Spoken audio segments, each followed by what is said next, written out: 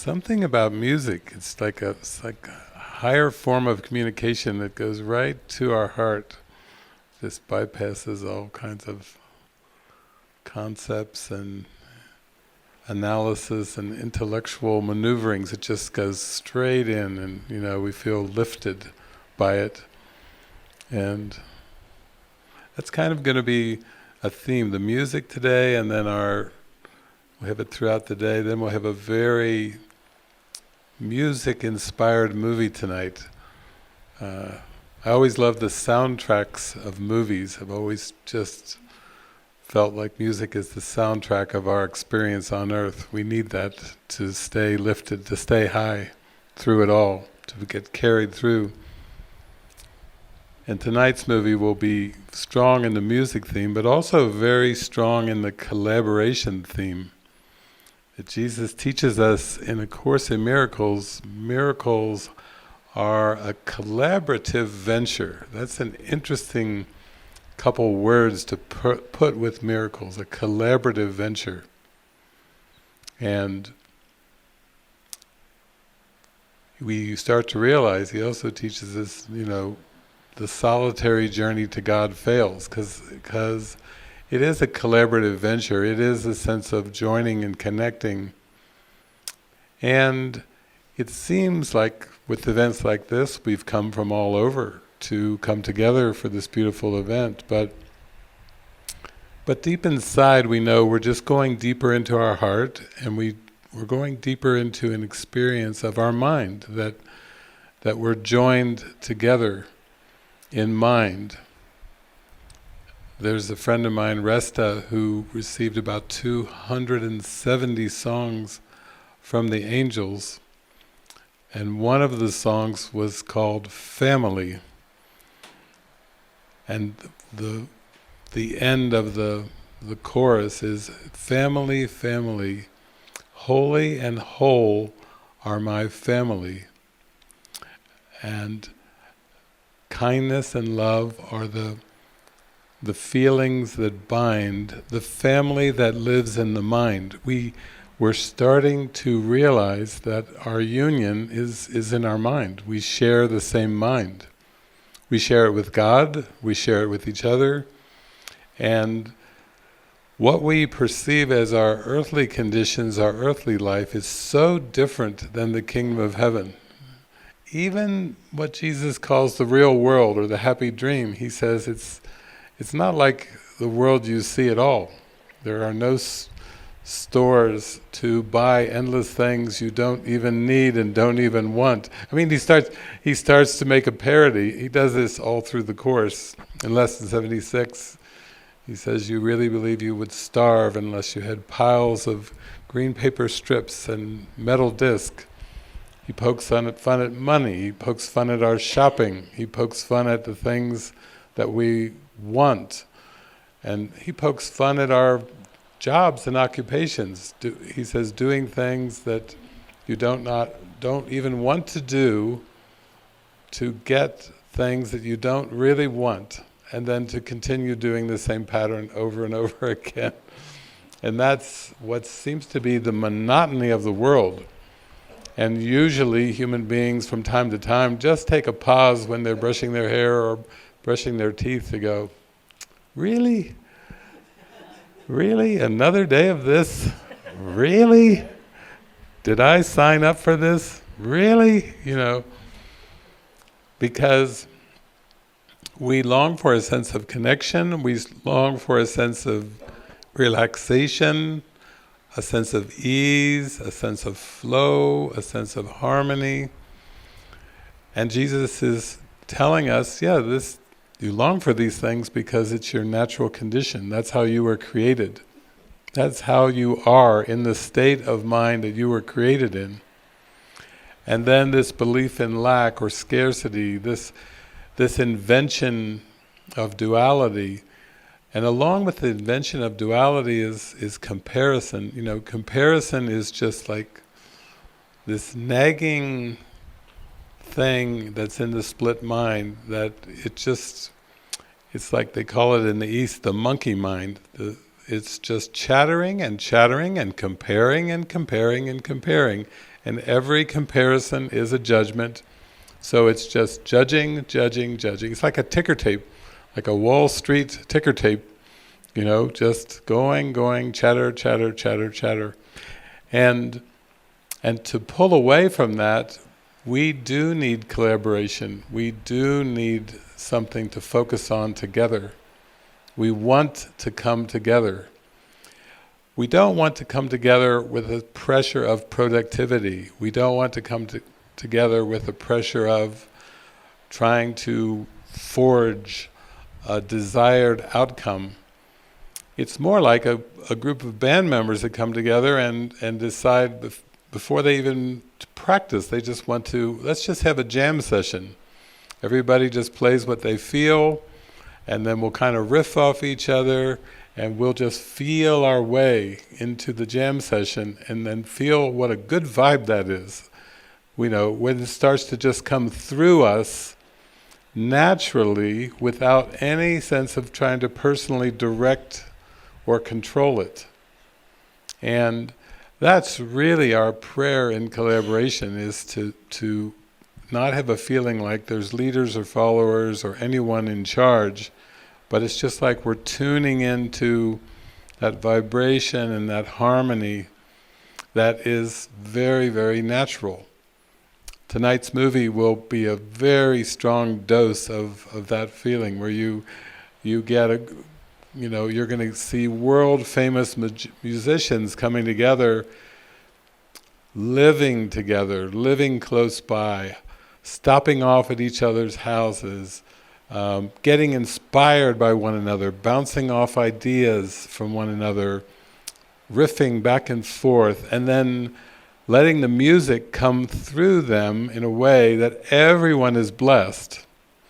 And they're not really concerned about copyright. They're not concerned, if the Beatles come over to California and they hear the Beach Boys or the Byrds or some of those great songs that came out of the 60s and 70s, they're inspired by it. They want to just start writing music immediately. Oh wow, the Byrds, they're doing this real cool stuff, but it's kind of got a different sound to it. It's got a different sound, it's a different music, but then the Byrds are inspired by the Beatles by the Byrds, the Beach Boys, Brian Wilson seems to be tuning into some kind of frequency and harmonies, Beethoven and ones from way centuries gone by, and they're all just rejoicing and beholding the beauty and the love and the connection that's coming through. And the collaborations and the cooperation and that sense of melding together and joining, it just lifts everyone higher and higher. And away from competition, away from comparison, away from analysis. The things that we were raised with to survive, the competition, the analysis. I remember when A Course in Miracles first came into my experience, I think it was when I was about 28 years old.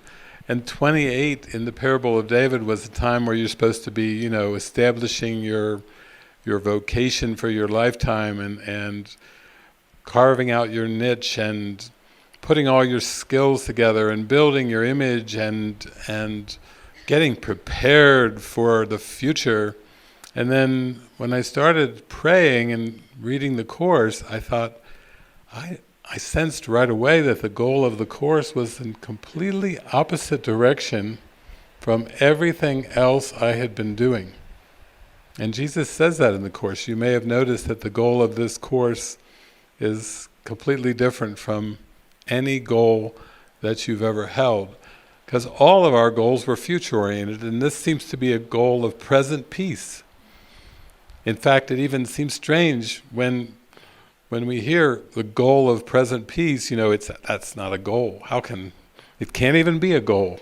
If it's not about the future, it can't be a goal. That's not right. Don't use that word, Jesus, goal. It's not right. But he said, no, the goal is God, and God is present. And you must come to the present moment. You must see the value of the present moment. Even though everything you've learned has taught you to devalue the present moment, to skip over the present moment, to not have any inkling of how tremendously helpful the present moment is. In fact, that's where our life is, that's where our love is. So I know for me, that's when I thought, wow, this is going to take a lot of trust, because I seem to be in a quicksand, stuck in a quicksand of time and space, where everything and everyone around me is saying, what are you going to do with your life? Are you going to go to school? What about your career? What are your plans? What are your goals? It seems like, yeah, this was the time and place called Earth, the place of future goals. And everything was so future-oriented. And then, you get little glimmers, like, you see in the 60s, and you see that we saw in the movie yesterday, the hippies, down by the beach and laughing, singing, congregating, having encounter groups. That was a kind of an amazing thing, to even come together in encounter groups to just discover something new, instead of just playing out the same old methodical rituals that everybody seemed to be playing out. Just to have an encounter group to come together and say, let's just practice openness today. Let's just encounter each other as if for the first time. Let's use our time on earth for discovery, instead of aiming to build an image or build something in the world. Let's learn to discover something that will last forever. Like our character Greg in the movie, he says, I believe there are such things as absolutes, and then Kathy says, like what? He said, I don't know, I haven't found it yet, but I know it's there. That's kind of the situation we find ourselves in. We know it's there, but we haven't found it. We can't put our finger on it. We can't get into a direct access of it. So I feel like that's what we really start to, that we just want to say, okay, I want to connect, I want to join, I want to be part of something that will last forever. I want to be connected to something that is truly valuable, that won't pass away, like everything else that I perceive in this world. And Jesus says, yeah, if you have a single purpose, a single intent, that is a way. Only a constant purpose can stabilize perception. That he's saying that as long as we believe in the ego, our perception will be highly variable, and we will feel anxious, we will feel stressed, we will feel guilty, we will have regrets, and our perception will be in such high frequency of flux that we won't understand what the meaning certainty means. We certainty in what? In all this flux? What is certain? Everything's changing. And the ego is the belief that things would be different. Things would be better if they were different. So if you just summarize the ego's theme, things would be better if they were different, it means that the mind is perceiving a changing world because it doesn't know the truth, it's forgotten who it is, and now it's searching among all these options and images, and it seems like an endless search. Like we try to acquire, we try to possess, we try to control, we try to grasp. There's a workbook lesson, my Christ self is ruler of the universe, but he says it's impossible that anything come to you unbidden by yourself, by your mind, that everything you experience is simply brought to you because of your wish for it. You wish for the ego, you wish for separation, and then you find yourself perceiving a world where everything is in flux, And no matter what straws you grasp on, they don't really lead anywhere. Jesus even has a point where he says that there comes a point where where men have realized that all of the roadways of the world, he doesn't say some, he says all of the roadways of the world lead to death. That's an amazing statement. All of the roadways of the world lead to death.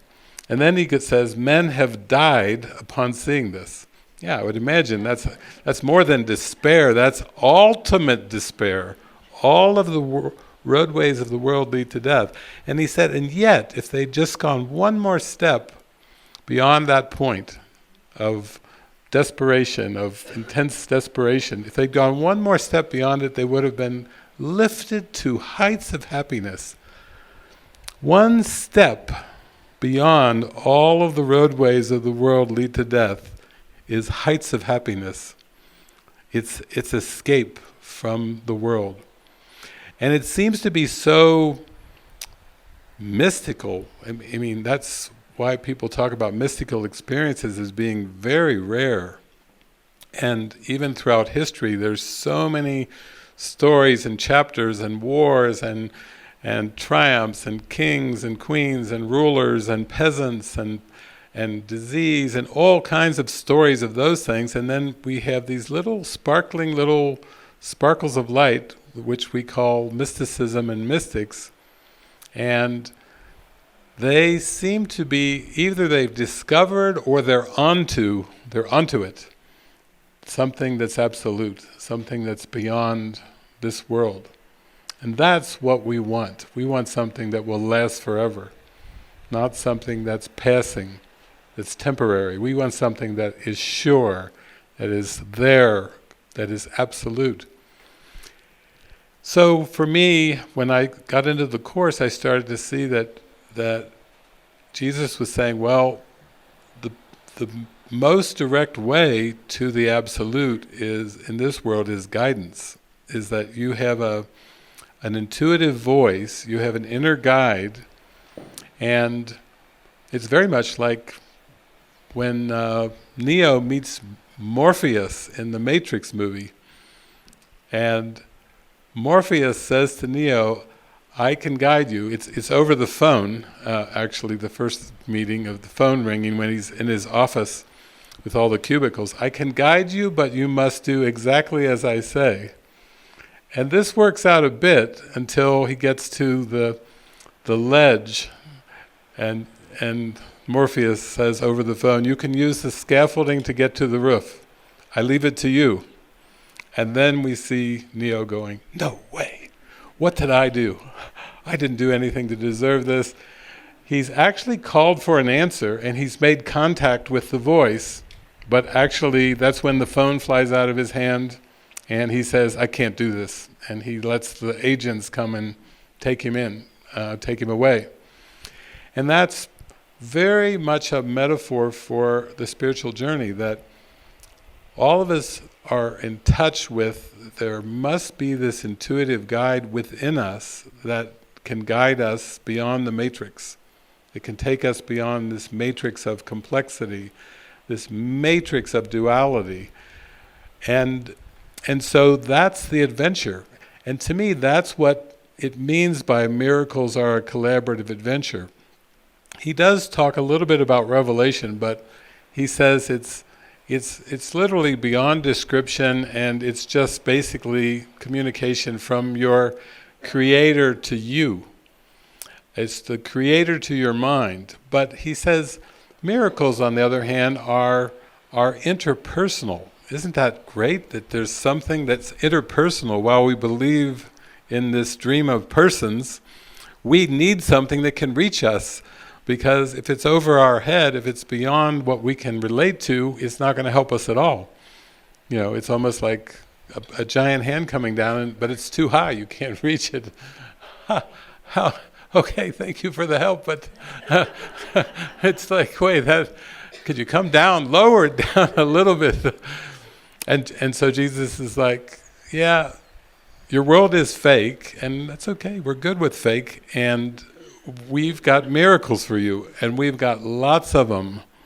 And that's why it's titled A Course in Miracles, because if it was a course in Revelation, it could be a paragraph long. It wouldn't have to be 600 and some pages. It wouldn't need a workbook lesson or a manual for teachers for a course in Revelation. That's just the direct mystical experience. So in my early years with the Course, I was relaxing and going to course groups and praying and using my course book as like an oracle. And then at some point, I did do the turn on, tune in, and drop out. I dropped out after 10 years of university at the University of Cincinnati. And immediately I was guided to buy a little travel trailer, maybe 12 foot, 15 foot, and put it down in the woods of Kentucky, northern Kentucky. And I would go there and pray and meditate, and it was kind of me dropping out of what they call the rat race, or academia, jobs, careers, and everything, just to take my course book down and pray and meditate and just try to go into what it was pointing to. And that was a very important phase, because after that phase, came a point when it was actually during the latter part of that phase when I had 3 revelatory experiences where the whole universe disappeared, and I was just enraptured in what Jesus calls the great rays, capital G, capital R, and revelatory experience. And I think that's very, very rare, but that was very helpful for me, because it was a way of giving me a glimpse of eternity. Even if you were hungry and you just got a smell of food, it would tell you, I'm close to something. And when you're hungry for love and you're hungry for peace, and these revelatory experiences were more like just a glimpse of eternity. The figure ground of the world collapsed, and then the blazing light came, and then the world disappeared 3 different times. And I thought, okay, all right, I got it. Okay, my way is set now. I'm not doubting this path. But then come all the miracles. That's where I didn't like to travel. David, the character, didn't like to travel, and I was sent on enormous travels. The character David was voted most quiet in senior class, very timid, shy, quiet, thrown into a realm of speaking, and not just speaking about anything, speaking about God and forgiveness, which my parents had warned me when I was younger, don't ever speak in public about God or politics, or you're in for a shitstorm if you start to talk in public about God or politics. That'll flare up at you like nothing you've ever seen. But it seemed like that was part of my assignment, was to pray, listen, follow, and then allow myself to be spoken through, kind of like a channel or an oracle. And Jesus does say in the Course that is the one right use of the body, is to let the body be used as a communication device. And we know that with music, we know that with speaking, smiles, hugs, laughter. It feels good in our heart when we're in that alignment with that purpose. That purpose is so freeing. So as we go into collaboration, that's pretty much, this monastery's been here for 15 years, but this whole monastery has been very much of a collaborative venture. It's been very much like a painting that we just keep coming and adding our colors and brush strokes to. Not as a place that's supposed to be special or different in any way, but just to practice our collaboration, to practice our sharing, our extending of love. One time I did a word search in A Course in Miracles on the word ownership, and what came back was, to the Holy Spirit, ownership is sharing. You see how diametrically opposite that definition is from the world's definition of ownership. To own is to possess. To own is to control. To own is a sense of mine, or my, or mine. And to the Holy Spirit, ownership is sharing. Oh my gosh, that's striking. And that gives my mind permission to say, okay, well, what would it be like to give, to truly be truly generous in all ways, and above all with the Beatitudes, with my attitude. Wouldn't it be wonderful to be a demonstration of God's love, to give as God gives, without any reciprocity, without expecting things in return? Wouldn't that transform my relationships? Wouldn't that transform my emotions? Wouldn't that transform my very perspective of the world? If I decided to let go of getting, the getting mechanism of the ego, and go for the giving. But giving without conditions. Agape love, unconditional love, universal love. And I think the key to coming to universal love is we have to start to realize, be shown by Jesus and the Holy Spirit, the absolute impossibility of comparison. Because comparison always involves two. And what Jesus is showing us at the miracle is there's really only one of us. This has been a fictitious game, pretty vicious fictitious game of comparison and competition and analysis, and it's gone from something that is, what if things could be different than heaven, to now over-learning something that's very, very not aligned with reality. And so, in one sense, we do have to do, like Morpheus had, actually it was one of Neo's buddies who said, looks like you need to unplug. And that is another good word for drop out, unplug. We need to unplug from the ego. We do not need to feed it with the power of our mind anymore. This puff of nothingness has been magnified into seemingly a whole cosmos now, but it's time to say enough. I'm not going to stay plugged in to this belief system anymore. I'm going to let my perception be retranslated by a new purpose, by a new focus. There's one part too in the stages of the development of trust where Jesus says, you will not go on alone from here. Mighty companions travel with you. And somebody recently said, well, Ken Wapnick said, mighty companions are in your thoughts. And I said, yeah, that's exactly it.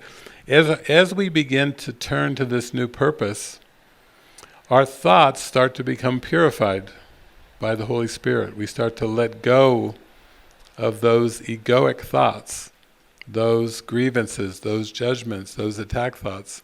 And it does seem that the world starts to light up in our awareness. We are perceiving more and more and more and more, we could call them mighty companions, reflections of our new purpose, not reflections of our old purpose. That's how the conversion works, because how else could we be induced to let go of our make-believe world unless we had a bridge to cross, unless we had something that was palpable, something that was, we could really relate to. We need signs and symbols that point to something beyond this world. And that's our function, it's even when we give the Holy Spirit the use of our body, then we know that the Holy Spirit will speak that what is to come is already gone, he says.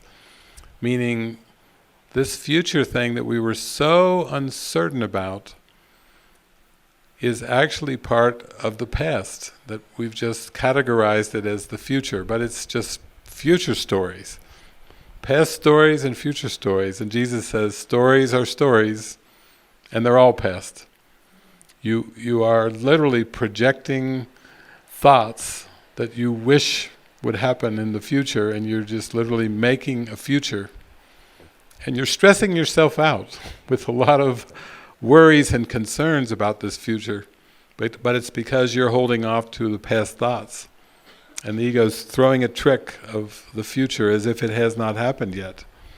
That's why psychics can seemingly, in some cases, predict the future.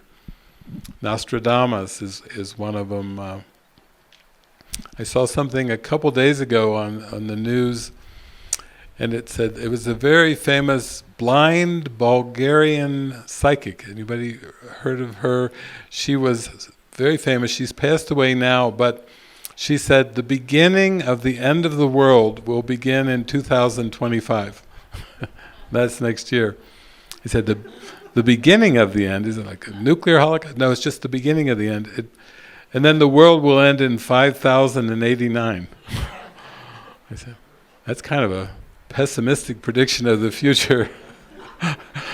The world will begin to end in 2025, next year. Oh, we do have a lot of elections going on around the planet right now. It will begin to end in 2025, and it will end in 5089. Almost like it's just wounded and gasping for a few thousand years, and then and Jesus has got a different view than the Bulgarian psychic, the blind woman, and he's saying the world will end in laughter because it was a place of sorrow. You can see the perspective is very different. The world will end in laughter because it was a place of sorrow. He's really teaching us this has been a perceptual nightmare of your own making. You gave your mind over to the ego, and this is what you got. But when you are able to laugh at the ego, you will be able to laugh at its world too. And that is his Genesis story. There's no snake talked about in the Bible. There's no tree of the knowledge of good and evil. There's no Adam and Eve, basically, but he just tells us in the Course, into eternity where all is one, there crept a tiny mad idea at which the Son of God remembered not to laugh. The original problem of seriousness with this world is not laughing at the tiny mad idea. And for him, he's like saying it is laughable, that it's a belief in separation, and it's not possible. And an appropriate response to something so ridiculous is laughter. But if you take it serious, if you believe in it, then the consequences of the belief seem to be quite serious. And that's what the predicament we're looking at with taking serious that which is not serious at all. But it seems serious because it's given belief. It's given credibility. It's given reality. It's the attempt to give reality to something that doesn't have reality. So I find the collaborations are a soft way of easing our way out of taking this so seriously. And yeah, if you talk to the band members, if you talk to those that have helped prepare this place and this stage and everything here, they will tell you the same story. You know, it's a good day is when you can remember to laugh and not take any of it seriously and feel like you're just at play. You don't even have the concept of work in your mind. You know, because work is a very linear idea. It's a very linear concept. But play is not. When you're in that playful state of just being done through, the Spirit coming through you, You're actually just using the present moment to be playful and to loosen from the identification with the body, the identification with the doer. And that's the ultimate collaboration, is joining with spirit in that. To be carefree, to live a carefree life, that sounds very relaxing, and yet I would say that would be the most practical thing you could go for, to live a carefree life. Some people, the world might say that's lazy. Carefree is lazy? No, carefree is aligned. Carefree is in the harmony of knowing all is working together for good. Carefree is filled with trust. Carefree is full of faith. All the things that Jesus talked about and was guiding us to. And stayed in it. He just stayed in his faith, because if he had given any credibility to the ego, he would have given way to frustration, doubt, and all of the dark emotions that come from the ego. He would not have been able to take the high road. He would not have been able to demonstrate that everything that you believe about this world can be transcended, and actually already has been transcended.